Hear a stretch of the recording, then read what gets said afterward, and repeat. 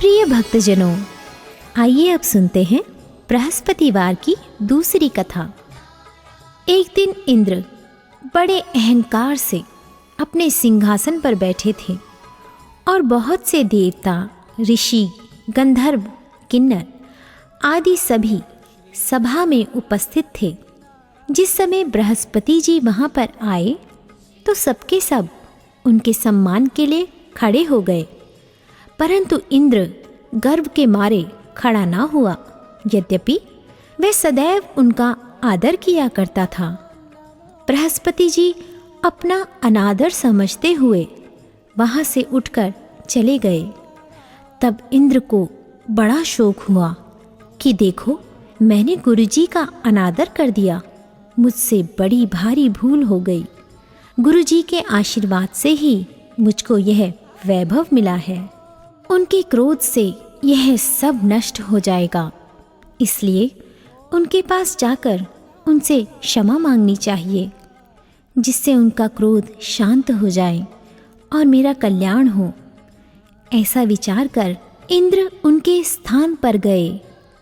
जब बृहस्पति जी ने अपने योग बल से यह जान लिया कि इंद्र क्षमा मांगने के लिए आ रहा है, तब क्रोधवश उनसे भेंट करना उचित ना समझकर अंतर्ध्यान हो गए।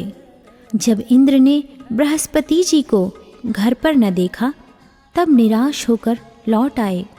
जब दैत्यों के राजा वृषवर्मा को यह समाचार विदित हुआ, तो उसने अपने गुरु शुक्राचार्य की आज्ञा से इंद्रपुरी को चारों तरफ से घेर लिया। गुरु की कृपा न होने के कारण देवता हारने व मार खाने लगे। तब उन्होंने ब्रह्मा जी को विनयपूर्वक सब वृतांत सुनाया और कहा कि महाराज, दैत्यों से किसी प्रकार हमें बचाइए। तब ब्रह्मा जी कहने लगे कि तुमने बड़ा अपराध किया है, जो गुरुदेव को क्रोधित किया। अब तुम्हारा कल्याण इसी में हो सकता है। त्वष्टा ब्राह्मण का पुत्र विश्वरूपा बड़ा तपस्वी और ज्ञानी है, उसे अपना पुरोहित बनाओ तो तुम्हारा कल्याण हो सकता है। ये वचन सुनते ही इंद्र त्वष्टा के पास गए और बड़े विनीत भाव से त्वष्टा से कहने लगे कि आप हमारे पुरोहित बनिए, जिससे हमारा कल्याण हो।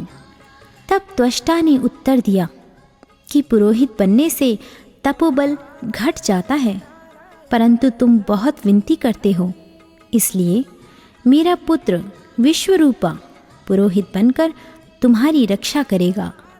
विश्वरूपा ने पिता की आज्ञा से पुरोहित बनकर ऐसा यत्न किया कि हरि इच्छा से इंद्र वृषवर्मा को युद्ध में जीतकर अपने इंद्रासन पर स्थित हुआ। विश्वरूपा के 3 मुख थे। एक मुख से वह सोमपल्ली लता का रस निकाल पीते थे, दूसरे मुख से वह मदिरा पीते और तीसरे मुख से अन्नादि भोजन करते। इंद्र ने कुछ दिनों उपरांत कहा कि मैं आपकी कृपा से यज्ञ करना चाहता हूँ। जब विश्वरूपा की आज्ञानुसार यज्ञ प्रारंभ हो गया, तब एक दैत्य ने विश्वरूपा से कहा कि तुम्हारी माता दैत्य की कन्या है, इस कारण हमारे कल्याण के निमित्त एक आहुति दैत्य के नाम पर भी दे दीजिए तो अति उत्तम हो। विश्वरूपा उस दैत्य का कहा मानकर आहुति देते समय दैत्य नाम भी धीरे धीरे से लेने लगे। इसी कारण यज्ञ करने से देवताओं का तेज नहीं बढ़ा। इंद्र ने यह वृतांत जानते ही क्रोधित होकर विश्वरूपा के 3 सिर काट डाले। मद्यपान करने से भंवरा, सोमपल्ली पीने से कबूतर और अन्न खाने के मुख से तीतर बना। विश्वरूपा के मरते ही इंद्र का स्वरूप ब्रह्म हत्या के प्रभाव से बदल गया।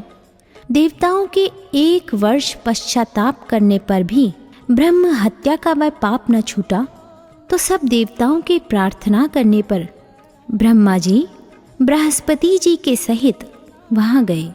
उस ब्रह्म हत्या के 4 भाग किए। उनमें से एक भाग पृथ्वी को दिया इसी कारण कहीं कहीं धरती ऊंची नीची और बीज बोने के लायक भी नहीं होती। साथ ही ब्रह्मा जी ने यह वरदान दिया, जहाँ पृथ्वी में गड्ढा होगा कुछ समय पाकर स्वयं भर जाएगा। दूसरा वृक्षों को दिया, जिससे उनमें से गोंद बनकर बहता है। इस कारण गूगल के अतिरिक्त सब गोंद अशुद्ध समझे जाते हैं। वृक्षों को यह वरदान दिया कि ऊपर से सूख जाने पर जड़ फिर फूट जाती है। तीसरा भाग स्त्रियों को दिया। इसी कारण स्त्रियां हर महीने रजस्वला होकर पहले दिन चांडालनी, दूसरे दिन ब्रह्मघातिनी, तीसरे दिन धोबिन के समान रहकर चौथे दिन शुद्ध होती हैं और संतान प्राप्ति का उनको वरदान दिया। चौथा भाग जल को दिया, जिससे फेन और सिवाल आदि जल के ऊपर आ जाते हैं। जल को यह वरदान मिला कि जिस चीज़ में डाला जाएगा वह बोझ में बढ़ जाएगी। इस प्रकार इंद्र को ब्रह्म हत्या के पाप से मुक्त किया। जो मनुष्य इस कथा को पढ़ता या सुनता है, उसके सब पाप बृहस्पति जी महाराज की कृपा से नष्ट होते हैं।